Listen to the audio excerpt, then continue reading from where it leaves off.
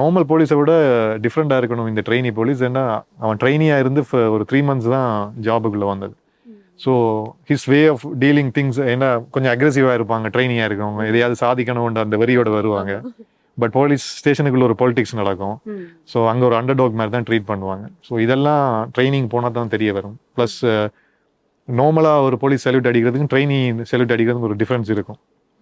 So அதெல்லாம் அவர் தான் கற்றுக் கொடுத்தாரு ஃபெர்னாண்டோ சார். ஜென்ரலாக ரெண்டும் இருக்கணும்னு நினைக்கிறேன் ஒரு போலீஸ். ஏன்னா எங்கே சாஃப்ட் பண்ணணுமோ அங்கே சாஃப்டாக இருக்கணும். எங்கே இப்போ நான் ஏதாவது ஒரு தப்பு பண்ணுற ஆள்கிட்ட போய் சாஃப்டாக பண்ணால் அது நடக்காது. ஸோ அங்கே அவங்க அக்ரெசிவாக தான் இருந்தே ஆகணும். அப்போ தான் நல்லவங்களை காப்பாற்ற முடியும்.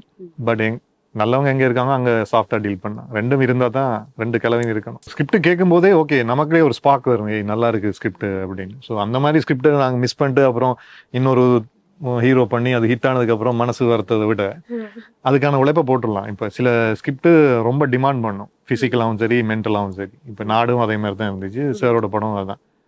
ஸோ நம்மளால எவ்வளோ உண்மையாக இருக்க முடியுமோ அந்த கேரக்டருக்கு உண்மையாக இருந்தால், என்னோட மெயின் எய்மே ஆடியன்ஸ் இம்ப்ரெஸ் பண்ணுறதை விட டைரக்டரை இம்ப்ரெஸ் பண்ணுறது தான் இருக்கும். ஏன்னா அவரோட விஷன் தான் அந்த கேரக்டராக இருக்கும்.